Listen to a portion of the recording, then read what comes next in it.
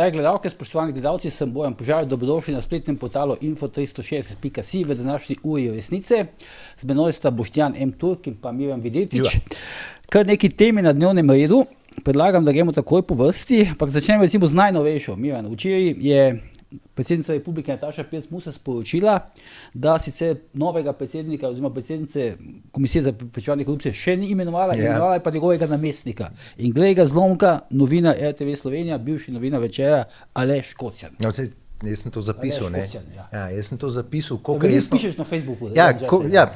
Tisto, kar mi pritisk dvigne, no? Ker imam občutek, da se norca delajo z nami. To kaže samo to, kako ona gleda na besedo državotvornost. Ne?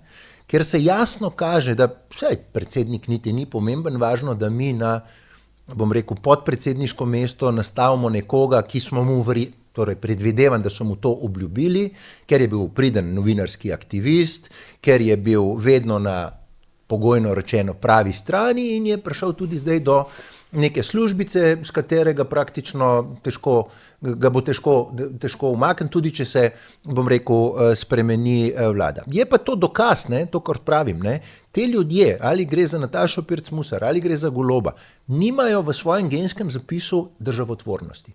Ker težko si predstavljam, da kot predsednik, ki si pravzaprav predsednik vseh, ne, greš v take ekstreme, da neke, jaz mu lahko rečem temu Kocjanu, politične aktiviste, ali pa, če hočeš, tudi koristne idiote. Zdaj, ni več toliko koristen idiot, če bo dobil proti uslugo, kot jo bo, oziroma proti nagrado, kot jo bo dobil, ampak jasno kaže, kako te ljudje, govorim zdaj o Nataši Pirc Musar, nimajo res v genskem zapisu državotvornosti.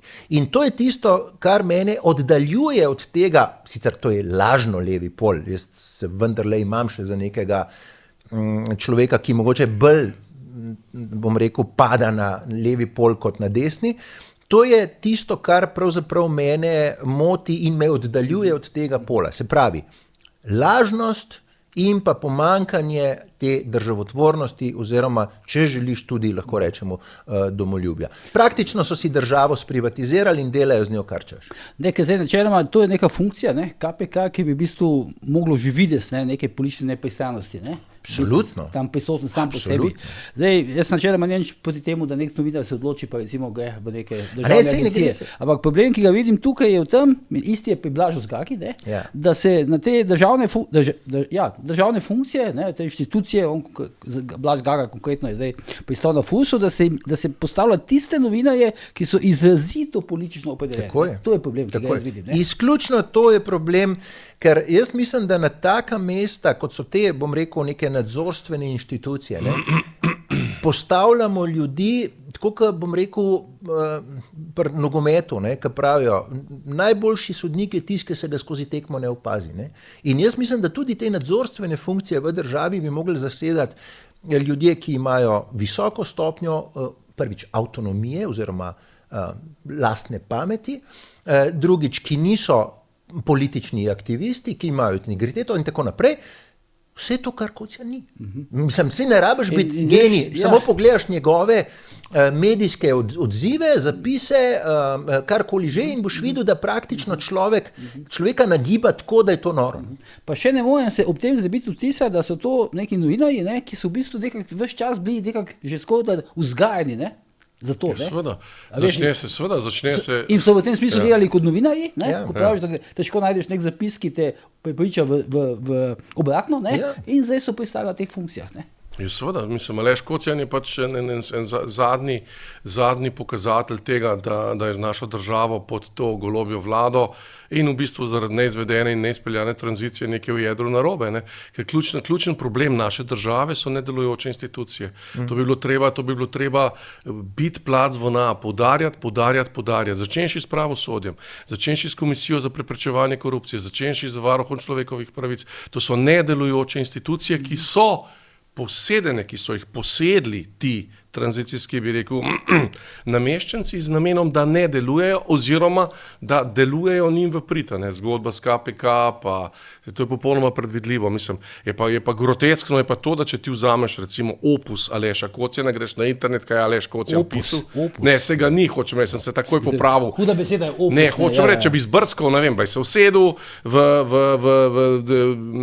časopisno dvorano Nuka, si naročil večer in potem bral to, bi videl, da je ta človek ima en absoluten političen profil, ki ga seveda dela absolutno neprimernega za funkcijo, na kateri mora biti zavezan vsem državljanom, vsem prepričanjem.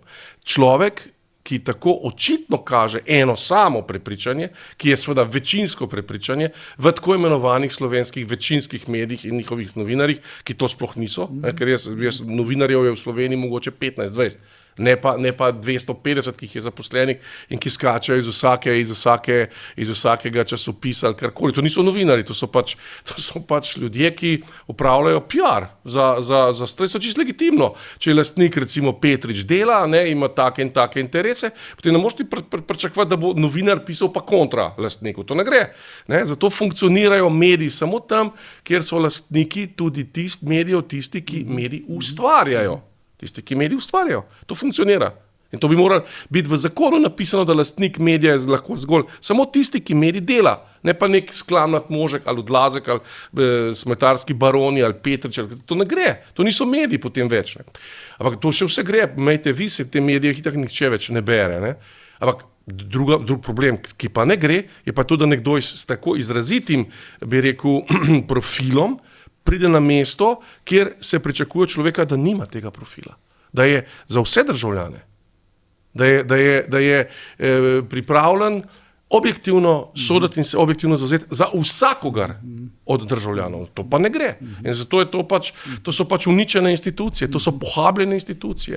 Mi imamo pohabljene institucije. Ključne institucije v Republiki Sloveniji so pohabljene, začenši s pravosodjem. Se podobno pa velja za Blaža Zgago, ni sicer na tako izpostavljeni funkciji, kot je to, ampak je pa tam nekje v sistemu FURS-a, blizu zaupnih podatkov in podobno. Mogoče ni tako javno izpostavljen, je pa absolutno to, tam, ki ima večjo težo. Ker, veš, tle seveda KPK ne more lih vsakega državljana, klukati pa gledati, Blaž Zgaga pa to lahko počne, Se pravi, ne vem, sosed nekod se mu je zameril, ker mu, ne vem, cukra ni posodil ali pa dal, pa boš tu štefnat po teh njegovih finančnih zadev. Tako da Blaž Zgaga je na neprimerno, bom rekel, bolj odgovorni poziciji in glede na njegov karakter, glede na njegovo, torej vse, kar vemo o njemu, je to nekaj, kar absolutno to državo postavlja v hudo nekredibilno, vsaj na tem davčnem področju. Je pa še nekaj zanimivo. Zdaj KPK pa na nek način FURS so na nek način malo represivni organi, na nek način. Mislim, in zanimivo, da novinarje potem vleče v te represivne organe. Ne da jih vleče, oni jih tam postavijo. Ker, to je vse tako. Edina referenca, ki jo moraš imeti, da imaš ušesa in da znaš slišati in sprejemati navodila. To se jaz upam trditi. To ni ambene strokovnosti v teh ljudeh. Mislim, razumeš, zdaj, jaz si ne predstavljam, da bi Blaž Zgaga, ki v 30-20 letih nikoli nismo zasledili, da bi se na kakršenkoli način ukvarjal z davki, ukvarjal se je pa, če po domače povem, špicelstvom. Bil je film Patria. Bil je nekdo, ki je po naročilu delal za gospodarja. In tudi za Kocjana. Mislim, to so res smešne stvari, to so res ali pa tragikomične stvari, da se tem ljudem, ampak tle, kot pravim, bom končal tam, kjer sem začel, tle se vidi odnos teh oblastnikov do države. Ni pomemben predsednik KPK, to bomo že, ko bomo, važno je, da nastavimo svojega in kaj s tem sporočaš ljudem, ta KPK je nepomembna inštitucija.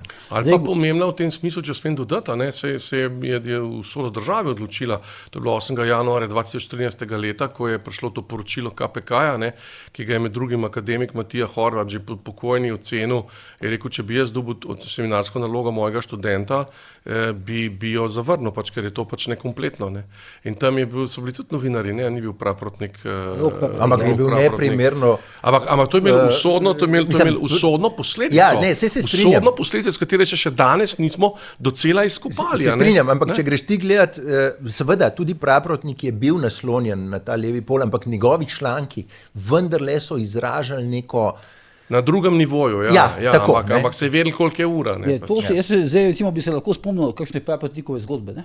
Bi se lahko spomnil. Ne? Ja, zdaj, z te časovne distance. Ampak jaz bi se še vedno lahko spomnil. Ja, ti bi se, recimo, Kocijanove pa ne.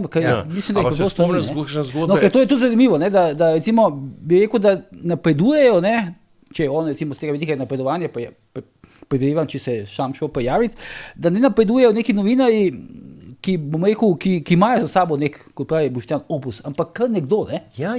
Pa čakaj, pa se še huje. Kocijan je druga in tretja liga novinarstva, pa nas on se je, njegovo uredništvo je bila notranja politika, vis čas, ne? On je bil v notranji politiki, mislim, da Večera in potem je zdaj šel na Mislim, če je to referenca za KPK, ker se po moji oceni zahtevajo neke druge kvalifikacije.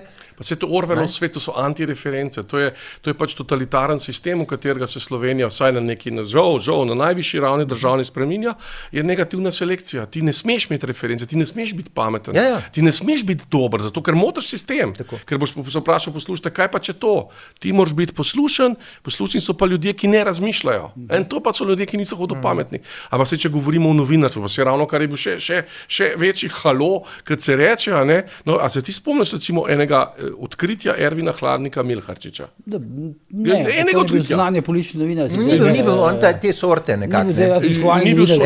In je bil nagrajen za novinarski prispevek, za življenjsko delo k novinarskim prispevkom in tako naprej. Jaz sem šel potem pogledati, do to je Wikipedija, najprej tam piše, da je šel partijo tako rekoč predno izhodu, se pravi čist skoraj mladoleten, tam nekje, pogledajte na Wikipedija, in da ni končal nobene izobrazbe. Ja. In potem, če dam temu zraven še to, da se jaz ne spominjam nobenega resnega, bi rekel, novinarskega odkritja, kar pa se oprostite, če daste vi najvišjo nagrado življenjsko za novinarsko delo nekomu, potem se vsaj pričakuje, da se reče, ta človek, da se noter v temeljitvi napiše, je pa to odkril. Ker v zunanji politiki pa vsi pišejo. V zunanji politiki. Zdaj znanja politika, pri naših medijih funkcionira na to, da se pač berejo tuji mediji. Ampak hočem reči, že na najvišjem, mislim, že na najvišjem nivoju, prosim, samo eno vprašanje, dajte mi en novinarsko odkritje Ervina Hladnika Milharčiča. Tako, da je zatreslo Slovenijo, da je bilo odmevno, da se ga spominjamo. Eno samo, če mu že daste najvišjo nagrado. In ko vidiš, da to ne korelira, da tu ni ujemanja, se potem vprašaš, koliko je pa ura pri tem poslu. Pa še ena stvar, ampak govorilo se je, to se bo oba spomnila, da bi se utegnil na delovno mesto pa funkcijo namestnika predsednika KPK-ja prijaviti tudi Igor Modic, Tomaž Modic, iz Necenzurirano, očitno pa tako daleč se pa očitno ni šlo, kako, bi temu rekel, ne? Verjetno ima Kocijan daljši staž v čakalni vrsti. Ali pa manj masla na glavi. Ne, jaz predvidevam, da je to neko zaporedje, da je pač čakalna vrsta bila. Drugi razlog je pa verjetno ta, da je ta nekak navidezni spor znotraj pola, med Golobom in pa med Natašo Pirc Musar verjetno njo odvrnil od tazga predloga, ker to je pa dejansko dobiš v KPK Golobovo središče, medijsko. Tako da verjetno tok deleč pa tudi ona, to je verjetno drugi razlog, prvi je ta kot čakalnica, kot sem ga navedel, kot sem dlje časa v čakalnici, in drugi ta, da ravno Golobovih kadrov pa ne bo dajala. Mi nismo dobeni čakalnici, ne, kako. Mi nismo v čakalnici. Ne, pa to je temeljni problem, pa drug temeljni problem, pa to, kar je rekel na začetku. Mirana, ne, je to pač državotvorna drža in nek konstruktiven odnos do stvarnosti, ki ti ga da recimo vesti povej, nekaj moraš skupnosti je, del skupnosti si nekaj moraš dobrega narediti, ne moraš delati slabo, moraš delati tako, če si pač v neki instituciji, da bo to dobrobit institucije za vse državljane. To je glavni problem, ne? In ti ljudje vsi to popolnoma ignorirajo, ne samo ignorirajo, začenši z najvišjimi, se Nataša Pirc-Musar. Zame še vedno to, da politik mora govoriti stvari, ki jih morajo državljani kot take slišati in razumeti. Če reče A je A, če reče B je B. Zato je politika. Politika je servis za družbo. Tako kot je medicina servis za zdravje. Ne more ti zdravnik reči, ja, veste, mi si mislili, da ta je bolan, ne vem, ima arterije tle prav vratu slabe, pa mu reči, ja, vaš problem je ploska noga. Ne? Pač to se grejo ti naši politiki, mislim, tranzicijski, ker drugače ne morajo, ker ne morajo govoriti jasnega jezika, začenši s Kučanom, zato ker jasen jezik jih pač razkriva. Ne? In to je problem, da potem preko medijev to pakirajo in tok ljudi si misli, ja, sej politika je taka, ne? Pa ne gre na volitve, tok ljudi si pa misli pač boljš, ne vem, mislim, to je globinski problem, da imamo mi na vrh vzgojen, na vrh države imamo ljudi, pa na vrh te institucije posedajo ljudje, ki nimajo temeljnega državotvornega refleksa, ki je pa utemeljen na vesti, na etiki, na tem, ne bom nekaj slabega naredil, ne?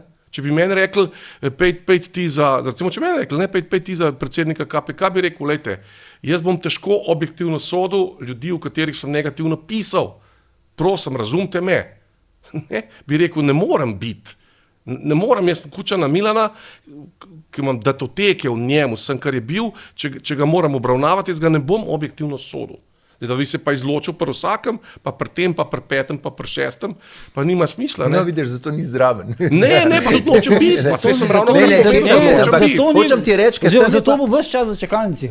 Ja, tako. Ja, gremo naprej. Na tale famozni pidžama party, ne? Bivšega predsednika države, bivšega predsednika vlade, bivšega evropskega poslanca, bivšega predsednika parlamenta slovenskega Boruta Pahorja, ne?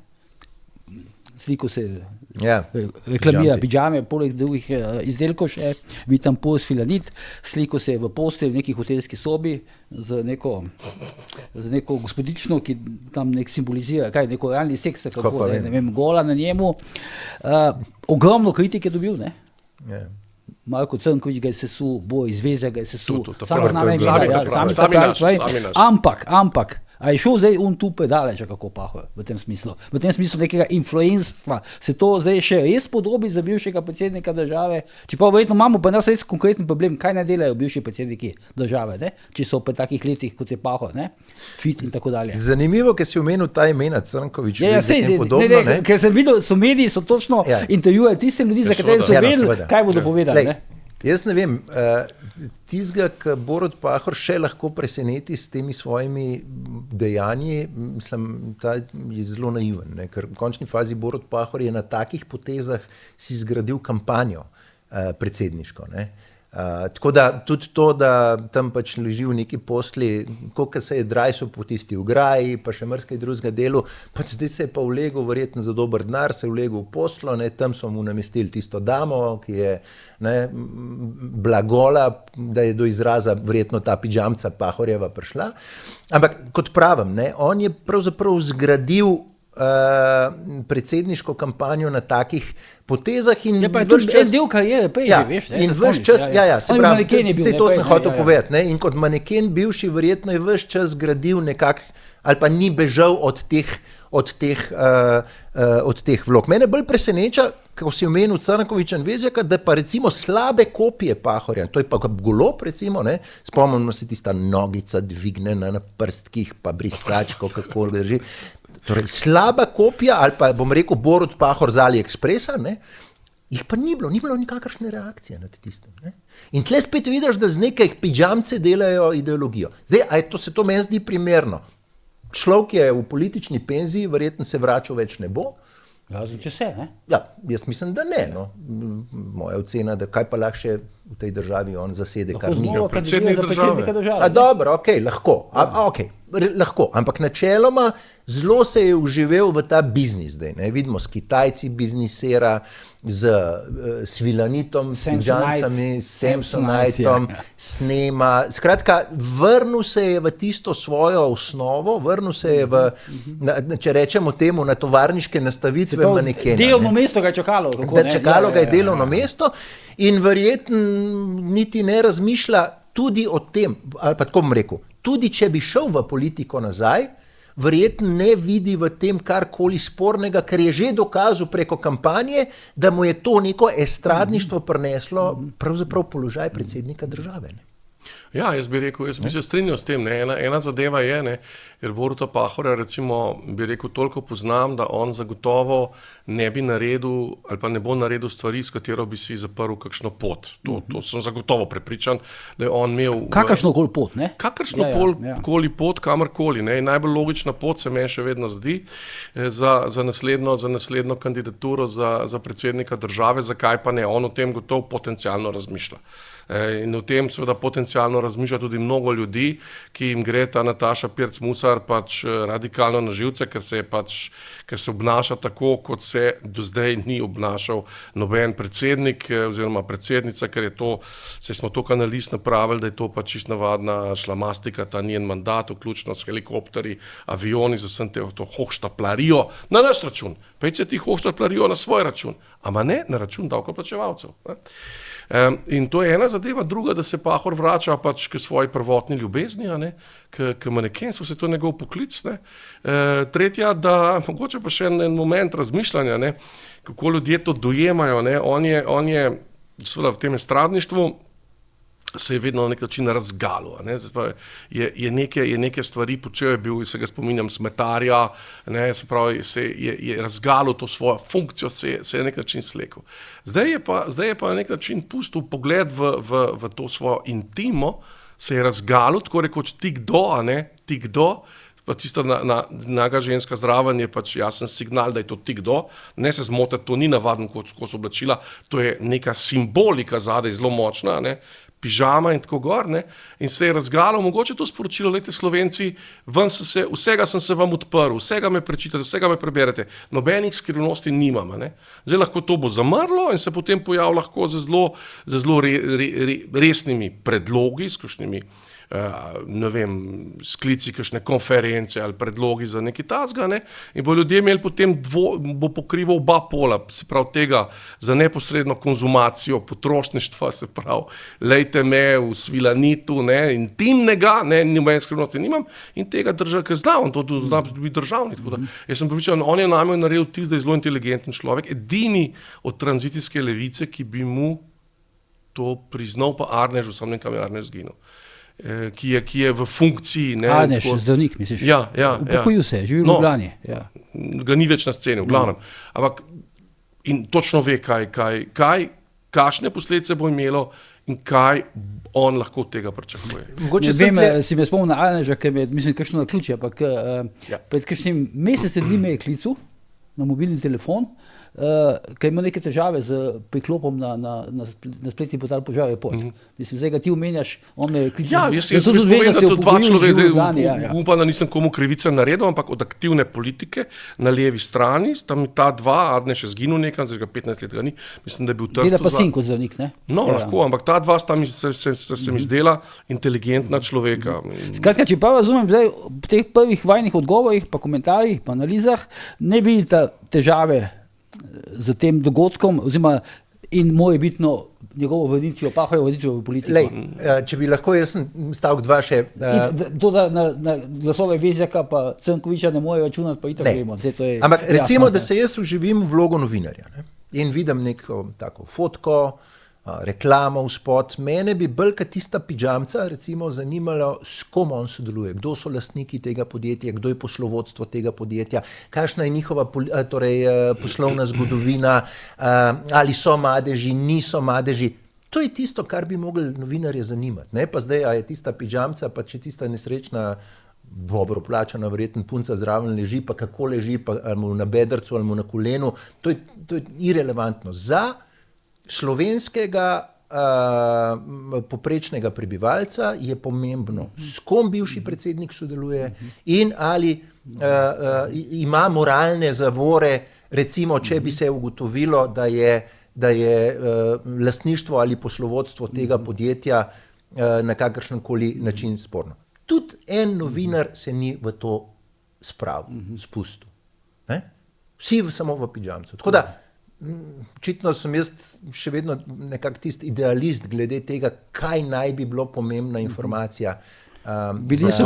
Če grem nazaj na to. Bili so pa hudi pritiski, to vem iz prve roke, na Mastercard, takrat, ko je Pahor pač v nekem intervjuju rekel, da to, kar se dogaja v Gazi med Izraelom pa med Palestinci, on še ne bi imenoval genocid. In takrat so bili blazno hudi pritiski politike, mnenjskih voditeljev in je Mastercard, koliko slišim, komaj da zdržal takrat, da je lahko obdržal pogodbo z Pahorjem, ki dela te njihove podcaste. Tukaj je utegnil imeti prav.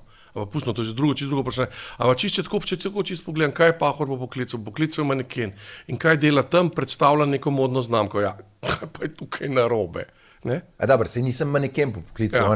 S Kitajci verjetno ne hodi po hotelih pa pidžame snema, ne? Tam verjetno neki predava. Nenavadno bi bilo, če bi eden od nas treh se znajdel na pošti za svilanit, recimo, bi rekli, kaj pa je to zdaj?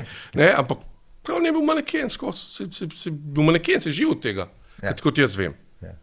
Tako da jaz ne vidim v tem nič, mislim, tako kaj zdaj Boštjan je nas povlekel, ampak recimo jaz, če bi dal, ne vem, Danila Tirka, pa bi res malo čudni izpadli, ne, kot bivšega predsednika, ki ni imel te zgodovine, recimo, ne. Če bi tam Turk ležal, da bi tam Tirk ležal, pa neka ženska na njemu ležala, pa ne, tis bi recimo. Pa potem, če bo Nataša bil smusel tako ležala, ne. Lahko pa da bo,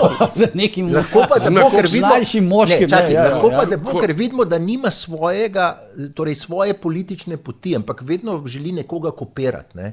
Mal Kučana, pa polke in mal zapaše, bom rekel, estradništvo, pogleda, kako je to Pahor delu, pa potem spet na zunanji politiki mogoče Danila Tirka, ampak dela pa itak neumnosti povsod, ne? Kogarkoli, zato ker nima pač svoje smeri, ne?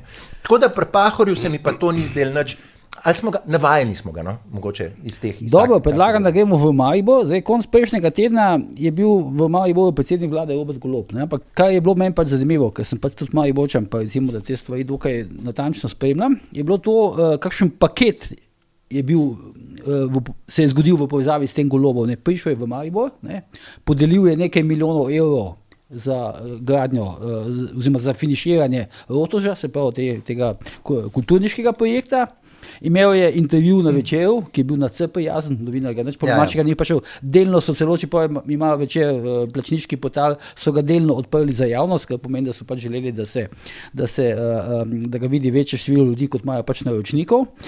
In kako bi rekel, pomagal je prižgati lučke, ne? Božične lučke v Mariboru. To je za nek načrten paket. Ne? To bi jaz recimo povezal z rezultati zadnjega referenduma, ki je v bistvu Maribor center glasoval podobno kot Ljubljana, ne? Kot center Ljubljana, se pravi za zakon. In zdi se mi, da je Golob, pa prišlo je do neke povezave med Golobom in pa županom Arsenovičem, ne? Ampak ta je bila že podpisana prej. In zdi se mi, da je Golob na nek način odkril zdaj Maribor, mogoče se motim, kot nek epicenter svobode, ne? Poleg recimo Ljubljane in pa Zorana Jankovića v funkciji prihodnjih volitev. Ja, pa Lena Grgurevič prihaja. Kaj je še zanimivo, Boštjan, sem da spomnim, ne vem, če sta slučajno pogledala, Večer je istočasno objavil še eno anketo, ki dosti dobro kaže Gibanje Svoboda. Dejte no, a ne moram verjeti. Tudi tukaj z SDS-om oziroma z Janšo, ampak kaj je zanimivo, hkrati so pa tudi anketiranci ocenjevali posamezne poslance, posameznih mariborskih poslancev in zanimivo 2/3 Mariborčanov, ki bi naj znova glasoval za Svobodo, ne pozna njihov poslancev Gibanja Svoboda. Odlične ankete, odlične. Torej, verodostojnost do konca. Po tej anketi, kateri poslanci bo najbolj pripoznal, Dejan Kaloh. Dejan Kaloh. Ne Grgurevičeva, Dejan Kaloh. Ampak on ni pri Golobu. Boštjan, ti si poročen za Štajerko, sicer ne Mariborčankom, ampak z Oplotnice, ne? Z Svete Ane. Skratka, imaš nek uvid v Maribor, ne? Ja, mislim, seveda, Maribor se bistveno ločuje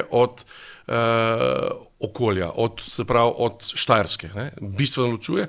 Potem, isto kot se Ljubljana sama, center, bistveno ločuje od bi rekel, občin, ki so okrog Ljubljane. Ne. In sicer Maribor je pač tako imenovan središče novega razreda, gospodov tovarišev, profit partizanov, ne, in tam je pač tako. Te volitve so pokazale, da sta zgolj... Ja, Golob je rekel, da je Maribor, po njegovo je Maribor center znanosti in kulture. Pa se on lahko reče karkoli, zakaj pa ni tudi nenavadno rekel, da ne bomo naredili strelitvene rampe na mesto Rotovža, strelitveno rampo, bomo Slovence v vesolje pošiljali, se je imel take ideje in tako. Kar je on reče, zame je popolnoma nerelevantno, ker itak potem zanika in tako, ampak zdaj seveda je ta referendum je pokazal, ta referendum je zelo resno zavzeta, ne, ker to je bil, volilna udeležba je bila prav taka 41%, kot je bila pri evropskih volitvah, ne, kar pomeni, da je Slovenija na nek način skozi ta referendum spregovorila, ne? In dobili so ga samo v teh najožjih središčih. Govoriš o tranzicijski levici, ne, ki se je Golob sicer se je na začetku, če smo že pri Golobu na začetku, pred volitvami je rekel, da je on absolutno proti evtanaziji in celo dvignil rdeč loparček, da je proti. Ne. Zdaj je bil pa, vmes pa so minila 3 leta, je bil pa zdaj absolutno za, ne, kaj lahko Golobu verjamemo, ne. Da ne omenjam, da gre za tako ključna in usodna vprašanja, biti ali ne biti, življenja in smrti. Ne. In zdaj seveda on se poskuša utrditi, radikalizirati, ne. Najverjetneje tudi se boji kakšne prihodne konkurence, ker ta okolja mu ustajajo. Ne.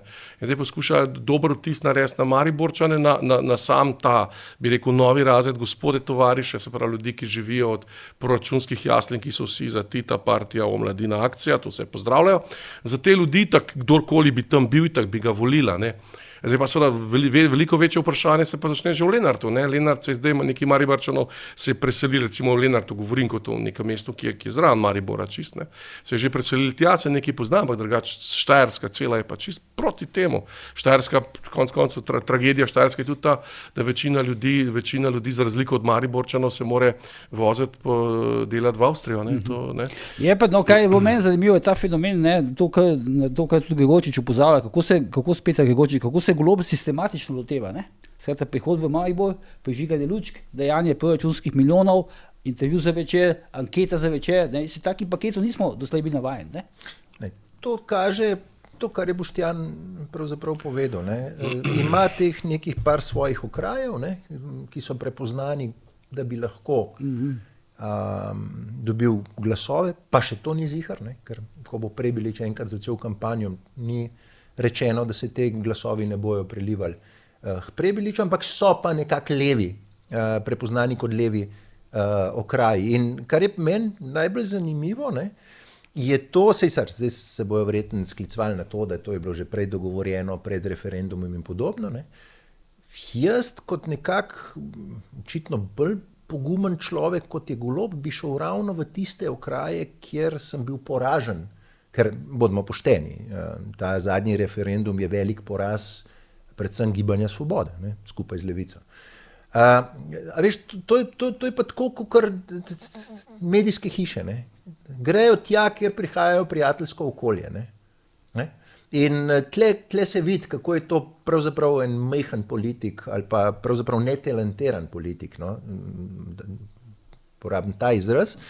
In se pravzaprav hodi kazati tja, kjer že nekako ta levi pol ima privilegij teh glasov, kar pa kaže, da lahko pa, da ta njegova ekipa svetovalcev vendarle vidi, da mora zasesti najprej te pozicije in jih ne prepustiti, bom rekel Prebiliču.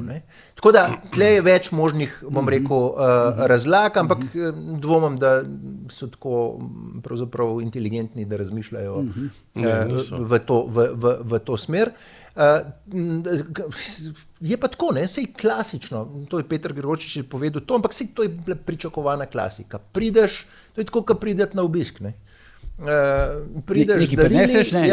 prideš z darili, si kaj poveste, to je recimo ta Stepišnikom prijazni intervju, kjer je pravzaprav Stepišnik zgledal kot človek, ki drži tisti papirček in Golob si zastavlja vprašanja in odgovarja in pa seveda na laži, ki jih je trosil tam, seveda ni bilo reakcije Stepišnika, kar kaže na to, da ni poznavalec tematike ali pa da je pač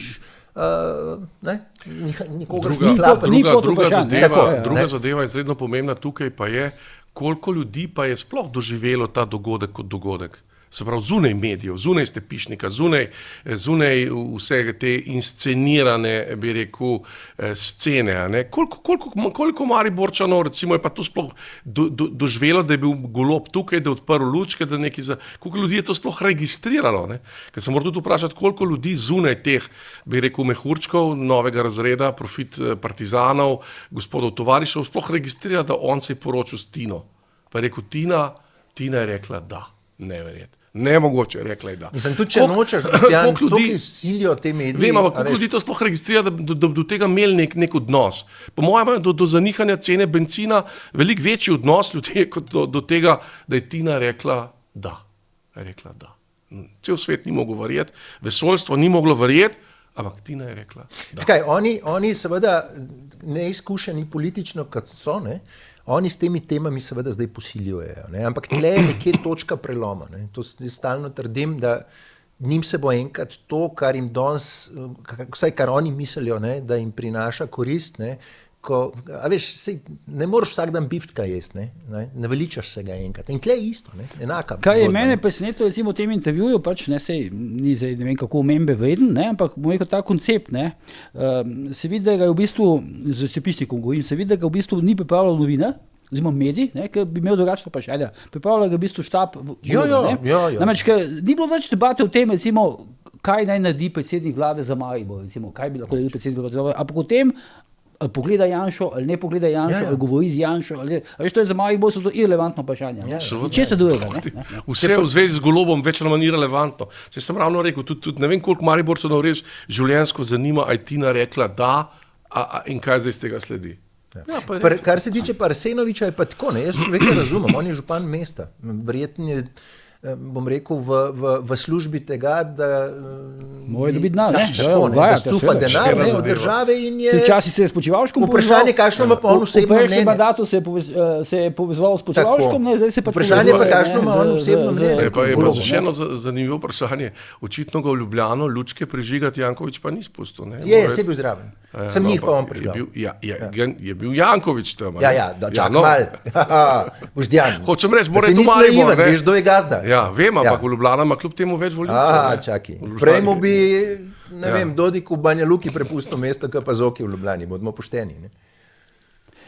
Dobro, zdaj smo itak pošli na Jankovića, on bo hotel odpreti temo, če smo zaključili okoli Maribora. Kaj da sem vedel, da je zadnji stavek. Kako? Dve stvari, sodna preiskava nova in hkrati ta blazno velik intervju, čez 6 strani v delu, ker Janković pač, naredi svojo politično analizo, družbeno analizo, hvali sebe, da ima močnejši spomin kot najboljši računalnik na svetu, kako je v polni formi, in da bo 9. maja za dan zmage, kada bi cela Evropa pa cel svet čakalo, bo Janković od Vladivostoka do ne vem kam pričakujejo to informacijo. Da bo povedal, da kandidira, skratka, očitno je iz tega, da bo kandidiral in pa neka, bom rekel, strašnih hvalospevi Robertu Golobu, Ampak kaj mi je bilo zanimivo v tem intervjuju za Delo je to, da v bistvu nastavlja na podoben način, se mi zdi, kot intervju z Jankovićem, z Golobom v Mariboru, dva novinarja sta delala, odgovorni urednik Dela in Slovenski novic Bojan Budja, ob tem, da vsi vemo, da smo videli že vrsto slik, kako se lastnik Dela, Stojan Petrič pa Zoran Janković objemata, kajti že naprej pove, kaj si lahko mislimo o kredibilnosti intervjuja, ampak iz tega intervjuja se mi zdi, da vejeta dve stvari. Ena je neka taka samozavest Jankovića, nek blazen ego, po drugi strani pa nek blazen strah. Kaj bo za njim v prihodnje? Ker pravijo, se veš, na ulici pravi tako, če pade Golob, bo padel Janković. Zdaj pa ne, imaš ti podobno, imate vi podobno vtis ali ne? Dobro si to, videti, da si dolgo v tem, na njušju si dober, kot se temu reče. Jaz mislim, da je zelo jasna filozofija te ideologije, ali pa pot. Če želimo rešiti Goloba, moramo prvo rehabilitirati Zorana Jankovića, ki pa je v tem mandatu Goloba kamorkoli pogledamo, je to zdravstveni resor, je to zunanja politika, je to notranja politika, je to pravosodje, umazan in v blato do amena. Ne. Prej sem rekel, da za Goloba Bolj kot kdajkoli prej. Prej sem rekel za Goloba, da ni talentiran politik, sploh ne vem, kakšno besedo bi pri Jankoviću uporabil, ker to je pa, ne vem, res ne talentiran človek za politiko in pravzaprav dokaz, kako tej državi, jaz sem to zapisal včeraj, kako tej državi ni uspelo. Zoran Janković je dokaz, kako tej državi ni uspelo. Da se pa vrnem na to. Rehabilitacija Jankovića, torej njegovega imena, je pomembna zaradi Roberta Goloba. Ker je Robert Golob v teh 4 letih dokazal, da te vlade pravzaprav ne vodi on, ampak jo vodi Zoran Janković. To se upam trditi. Ne? Formalno je seveda Golob vodi. Ne? Saj so ga tudi poskušali narediti Supermana, pa močnejšega, pa odločnega, pa ne vem kaj vse, ampak dejstvo je, da je Zoran Janković tisti, ki je imel enormen vpliv, če ne celo na samo odločanje, torej na sugestijami, če ne celo samo odločanje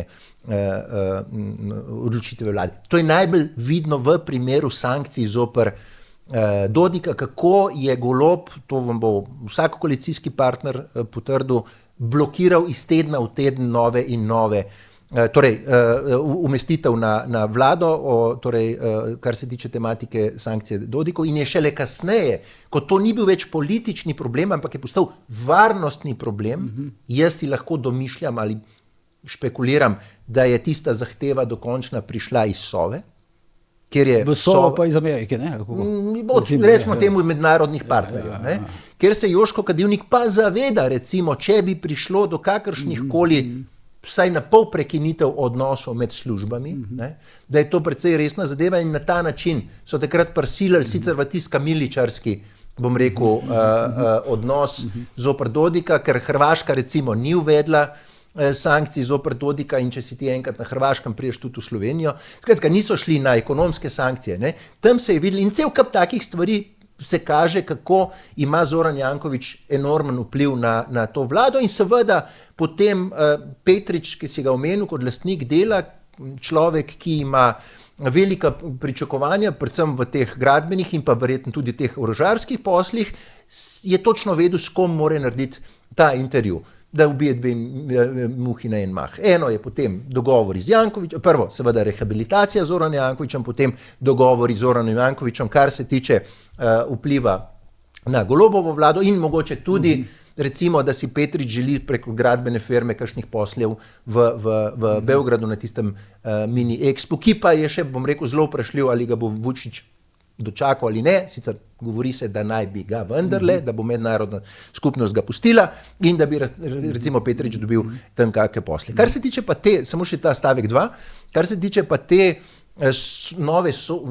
novih zapletov Zorana Jankovića z pravosodnim sistemom, pa mislim, da gre za novo farso, ki bi lahko celo prav prišla Golobu, da se majčkeno distancira od njega in reče, lejte se mi pa... država dela. Ja. Tako da ne vidim pa tle nekega rezultata drugačnega od vseh tistih, ki jih je Zoran Janković že imel, dokler imamo pač tak pravosodni sistem, kot ga imamo, kjer se recimo lahko na nekem, ne vem, en dan pred izrekom sodbe rokujeta predsednik Vrhovnega sodišča Đorđević in Zoran Janković na neki tekmi v stilu nekih, bom rekel, tam srbskih vašarjev, sem še manjkala je, ne vem, neka pevalka, ki bi zaplesala in se tam objela in skratka, ne verjamem, da bo karkoli. Sicer malo, naj bi bil Janković malo zaskrbljen za to, ker ni več Marjana Pogačnika na čelu Ljubljanskega okrožnega sodišča, ki naj bi te stvari operativno vodil. Zdaj ga ni več tam. Ne? Seveda, da ima skrbi. Za tega Jankovića me da zdaj skrbi. Lahko, da ima te skrbi, ampak čez noč, ko odstraniš, bom rekel, glavo tistega pokvarjenega sistema, še ne pomeni, da je cel sistem se še sesut. Tako da to je prva stvar. Prestrašen pa je tudi, da mu pade Robert Golob, to je pa dejstvo. Ne? Zadeva je zelo kompleksna. Ne? Torej, vse izhaja iz dejstva, da imamo mi nedelujoče institucije in prva nedelujoča institucija, to sem že povedal tudi tej vdaji, Zdaj le ravno kar je pravosodje. Mi imamo znotraj pravosodja zagotovo en kup dobro mislečih sodnic in sodnikov, en kup profesionalnih ljudi. Tudi jaz sem jih recimo v vseh teh svojih kalvarijah nekaj spoznal, ne? Ampak problem je, ker je hierarhija urejena tako in zapovedi prihajajo tako na ključna mesta hierarhije, da se ne more nič zgoditi. Zdaj sploh z betoniranjem ustavnega sodišča je pa to sploh očitno, ne? In tu seveda je en premislek, da to pravosodje nič ne dela po ničesar ne prepušča na ključju, a ne, in dela po neki politični logiki, ki je pa politična logika ohranjanja tako imenovane tranzicije tam, kjer je, a ne. V tem se Slovenci razlikujemo, žal, zelo pomembno od vseh sosednjih držav in Evropske unije. Je pa seveda, meni se zdi pa to, kar se zdaj Jankoviću dogaja, logično še z enega drugega zornega kota oziroma stališča. Namreč preiskava Trenta, ki jo je začela KPK, ne, je zdaj v nekem mrtvem kotu, ne, ampak lahko iz tega mrtvega kota pride in sem odločen, da bo prišla, zato ker kot zdaj je na višjem sodišču, pritožbene, ne? Vse moči, vse je tiho. Ja. Nikjer ni nič. Vsi smo že pozabili, da smo, mislim, da maja stali tam na sodišču v Celju, a ne, in kakšna je bila odločitev, ne. In glede čisto lahko za pripravljanje terena za ponovitev scenarija KPK 2013, ne, kjer so rekli, ja, se Janša je kriv, ampak gledajte, mi smo objektivni, tudi Janković je kriv, ne. In ta scenarij smo videli in je deloval. In je zelo deloval. Ne? In je tle čist možno, da je Zoran Janković tu neka kolateralna škoda nečesa, kar se pripravlja zavarovati oblast, kajti mislim, da če gledam številke evropskih volitev in če gledam številke referendumov, sem rekel, 41% je bila udeležba na evropskih volitvah in na referendumu za strupljanju starejših, a ne. Mi to kaže, da ima Levica v tem trenutku zelo velike težave zagotoviti si zmago na prihodnjih volitvah. In vsi scenariji so v zraku in jaz pričam, da preigravajo tudi ta scenarij. Lahko samo enostavno višje sodišče v Celju ali pa kjer že imajo nekega lepega dne, pride v javnost, razveljavi in ga obsodi na zaporno kazen 2 let. In z zapornikom, bi rekel, ni mu da vrne v ponovno sojenje, lahko ga tudi obsodi, ne?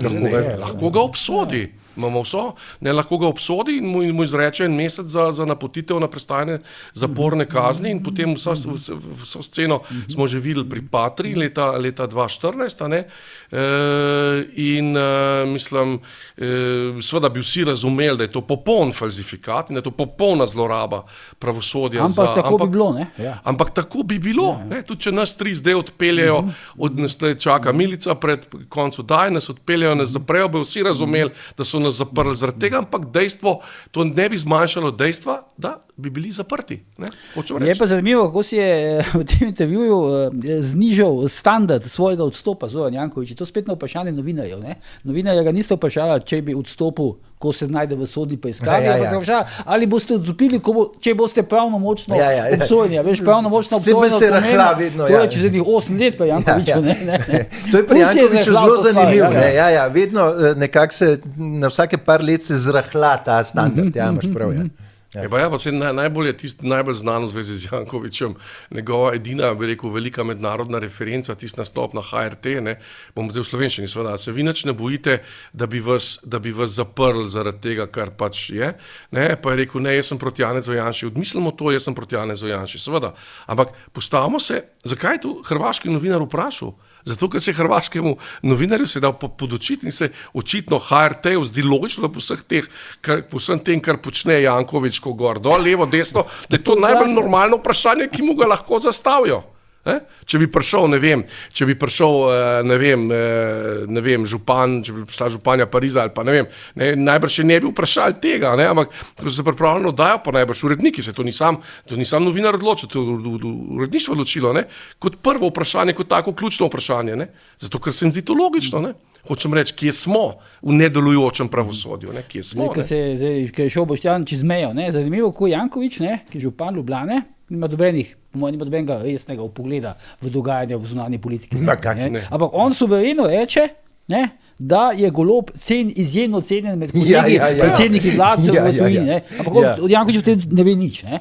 Ne se ni cenjen, se ne more vedeti. Sliši se pa lepo. Ampak on to pove kot svojo neko suvereno oceno. Mislim, ljudje, ki... Veš, ampak novinarji bi ga, hrvaški novinarji bi ga vprašal, kako vi to znate. Zadnji obisk v tujine na zahodu Zoran Janković je bil verjetno starši, ki je šel, ne vem, na izlet v Disneyland, če je takrat obstajal Disneyland. Hočem povedati, kako človek nima nobenih informacij, nobenih stikov. In nobenega samu, Miran. To ampak nima nič z Zahodom. Praktično vse njegove poti so vezane na Laktaše, Banja Luko, Beograd. Vse. In on potem govori o mednarodnem ugledu Goloba. To je tako, kot je zadnjič na Pop TV-ju, ki je razlagal Kristjanu Schmidtu. On do 3 ur nazaj ni vedel, kdo je Kristjan Schmidt. Verjemta mi. Ne? Mislim, da se bo tiste odgovore, po mojem, samo kar pa Dodiku popravili takrat. Po mojem. Ampak, to ne zanima. Ampak tragedija te družbe je pa, da se ljudje, ki to gledajo, ne vprašajo. Čist tako, neutralno. Ne? Da se ne vprašajo recimo o tem, ko je govoril recimo, da je z vlado Janeza Janša prekinil ob vodnem topu in solzivcem. Hkrati pa je podprl celo s pismom mestne občine Ljubljana Vučića, ko je ta na mirne demonstrante v Ljubljani so bili precej divji in živahni. Poslov specialne enote, redne enote, strankarske kriminalce in batinaše, te celo povlekel iz zaporov srbskih, organiziral geto somišljenikov in jih poimenoval študenti, da so tam maltretirali ljudi. In ga ta dva novinarja oziroma ta urednik in novinar ne vprašata, pa kako lahko podpirate. Nihče ga ni vprašal, pa čakajte, vodni top, solzivec, vi ste tepali ljudi po rogu. Ko je selil eno rogo. Ste tepali ljudi, nasilni ste bili. Mislim, veš, to so te malenkosti, ker vidiš recimo, da prvič je novinar tam zato, da naredi PR članek o Zoranu Jankoviću, in da imamo mi pravzaprav še vedno neko volilno bazo, ki ne zna razmišljati. Jaz se upam trditi, ne zna razmišljati. To leta 2022 je hočeš reči, da so ljudje, ki verjamejo, da ima Janković boljši spomin kot računalnik. Veliko jih pa ni, no. Mislim, veliko jih pa ni. Ker tudi ne vem, kako to Janković ve, ker Janković od računalnika ne uporablja.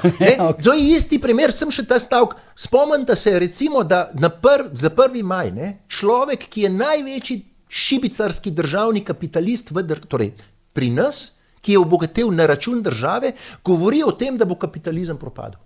Ampak on to dela, največja tragedija je ta, da ti lahko delaš nekaj, kar prostor dopušča. On govori to novinarjem, recimo vse te zadeve, zato ker ve, da ga novinar ne bo vprašal. Tako pa vi to veste. Seveda. Kot je Bojan rekel, da bi ga hrvaški novinar vprašal, dobro, če vsi najpomembnejši politiki podpirajo Goloba, cel svet, dajte mi enega imenovati in kako veste od enega mi imenujete. S kom imate kontakte? Ja, to bi ga čisto vprašal, hrvaški novinar bi ga to vprašal, zato ker bi bil prepričan, da on ve to, ne da bi ga hotel bombardirati. Janković pa to govori zato, ker ve, da ga slovenski novinar absolutno ne bo upal vprašati, ker če bi ga upal vprašati, naslednji hip ne bi bil več slovenski novinar. Vse nekaj teh primerov je. A ni neka ženska, neka punca, ki je bila novinarka, pa je Kučan rekel, pa ste vi, da se te čim prej poročili, pa je potem zginila. S tem se ukvarjate, ja? S tem se ukvarjate, ja. Ki je potem zginila. Je pa izginila, ne? Hočem reči, ne? In to je Slovenija, je v bistvu v teh ključnih plasteh totalitarna družba. Mi državljani, tisti državljani, ki se ne ukvarjajo, ki ne živijo svojega državljanstva aktivno, tako kot ga mi, ki jim je vseeno za državo, sej nekako gre. Tisti tega ne vidijo, ampak čim ti poskušaš ta primer, zaživeti aktivno državljanstvo in ti je, tako kot si ti rekel na začetku, imaš državotvoren čut v sebi, ti ni vse za skupnost, potem priješ na to, da je to popolnoma blokirano, tako kot v času Sovjetske zveze ali pa v času Popita pa partije v 70-ih letih. To je popolnoma blokirano. To niti niso več 80 leta, ker v 80-ih letih vsaj v drugi polovici so si novinarji upali, konec koncev delo, a ne, to delo, ki ga danes nespoznatno, z Markeži, Žerdini, z ljudmi, ki pišejo eno leto nekaj, eno leto pišejo nekaj petega, pa ne veš, kje je Markeš je prav, zdaj je pravilni Markeš iz Maga, ali je pravilni Markeš iz Dela, ker ta iz Dela trdi nasprotno, pobija tega iz Maga. Kjer je zdaj pravilen? Ne, hočem reči. Mi pravijo tudi, ampak to ljudje iz Levice, da v bistvu Janković s to neverjetno hvalo Goloba v bistvu škoduje Golobu na nek način. Ja, zaenkrat, ja, zato sem rekel, da je prvo in to je delo, ki pa nima tega dosega, bodimo pošteni, želelo najprej rehabilitirati Zorana Jankovića, da se lahko potem postavi na stran Goloba, oziroma postavi vsaj z neko močnejšo vlogo, oziroma z nekim močnejšim ehom. Ena zadeva je nejasna. Prvič to, pa drugič, če te hvalijo na nekem mediju, ki je doseg, ne vem koliko, 5, 6. Manj ka moj Twitter, vse sem rekel to prej. Manj delo ima, kot obojno ne govorim, da obojno ne govorim, mislim, to je pa nekajkrat več, ampak govorimo o svojem, kar poznava. Delo ima manj dosega, kot imajo kakšni moji tweeti ali karkoli, 10, 15, 20 tisoč dosežejo gledalcev. To delo ne doseže. In ena druga zadeva, ki se... v celotnem delu vprašanja je pa še toliko bolj komplicirano, kakšen doseg ima en članek znotraj dela. Vse pravim, brez veze. Če bi meni naročil članek za delo, bi rekel v redu, ampak zakaj ne ga pišem, se ga noben ne bo bral. To bi moj odgovor. Pa še ena zelo pomembna zadeva pri Zoranu Jankoviću. Koliko pa tehta sploh Zoran Janković, ki je na volitvah, v redu, zmaga na volitvah, pa dajmo pogledati te volitve. Na te volitve pride zgolj ena sama tretjina volilnih udeležencev v Ljubljani. Je zaredno nizka volilna udeležba. In znotraj te ene tretjine si Janković odreže nekaj, kar je sicer 55%, ampak znotraj te ene tretjine volilnih upravičencev tam nekje. Mislim, bodite pozorni, volilna udeležba v Ljubljani je med absolutno najnižjimi na državi. In to meni precej pove, ne razumem tega, kako da Ljubljančani nimajo tega interesa hoditi na volitve, ampak volilna udeležba oziroma tisti delež glasov, s katerim Janković zmaga, ljudi, ki so volili za Jankovića, je mejhan. Kaj pa je zelo mejhan. Ljubljane, a veš, Boštjan. Ne hodijo pač. Ljubljana je spremenjena. Ljubljana ni več Ljubljana, ker je bila 20 let nazaj. Ljubljana je spremenjena, jaz si upam trditi ne bom uporabil hudega izraza greznico, ker to lahko še pride, s tistim C0, ob kakršnem koli... Ali pa z dimnikom, za sežigalnico. Ampak Ljubljana je spremenjena v poslovni interes Zorana Jankovića. Pa neke vrste Babilona. Jaz sem v življenju bil na vsaj 15 veseljih s Trubači, recimo, ali v Srbiji bilo, ali predvsem v Srbiji, bom rekel. Ampak, a veš, enkrat je tega dovolj. Enkrat je, ne vem, a to je zdaj abonma teh Trubačev v Ljubljani, da ne znajo povabiti, kaj pa vem, belokranjske tamburice, dolensko-gorensko harmoniko. To nima nobene zveze s Slovenijo. Ali pa če že hočeš prodajati nostalgijo, povabiš, ne vem, vojvodinske violiniste, ali povabiš hrvaške, Slovenci in Hrvati smo na... bosanski sevdah. Hočem ti reči, to je katastrofa. Smo na zahodnem delu rimskega imperija nekdanjega. Ker prihajajo prijatelji iz Beograda, ker si mi vprašal, katero mariborsko restauracijo naj mu priporočim, ta primer je zanimiv. Ker bi pač rad jedel neko domačo štajersko hrano. In potem sem, malo sem pomislil na tisto staro lipo, ampak sem še vse v tipku v računalnik, Maribor domača hrana. Boštjan. In veš, kaj mi pride ven? Čevapčiči pa ražnici. Bah čavšija na Posni ulici. In zdaj to bo še kolegu iz no. Beograda. Ne? Ja, pa Slovenci nimamo nič s tem, mi smo druga mentaliteta, zato ves čas smo bili v Avstro-Ogrski s Hrvati, ves čas v Jugoslaviji smo bili nezadovoljni, Jugoslavija je razpadla takoj, ko je mogla in se poravnala tako, kot se je poravnala po evolucijski liniji narodov v prostoru. Srbi so na vzhodu, mi smo na zahodu, to je pač dejstvo. In mi to že Cankar rekel, mi Srbi nimamo nobene skupne točke. Evolucijsko v jeziku, ja, to je res, ker je to pač južnoslovanski jezik.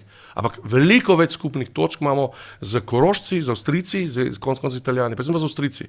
Pa veliko več skupnih točk imamo z Bavarci, ker evolucijsko izhajamo iz te zgodbe. Ne? No, ravnateljica drame je postala režiserka. Ja, seveda, pač to je pa pač levica, pa komunisti, ki pač uničujejo slovenski narod, seveda se za to gre. Dobro, bomo videli, koliko bo Janković pomagal Golobu, ne, s tem intervjujem v naslednjih mesecih, v naslednjih tednih oziroma mesecih. Kdo ga je bral najprej, ja. Boštjan, pa Miran, najlepša hvala, to je bila današnja Ura resnica, vidimo se znova v petek, do takrat pa ne pozabite, kjer je bojanje tudi požara.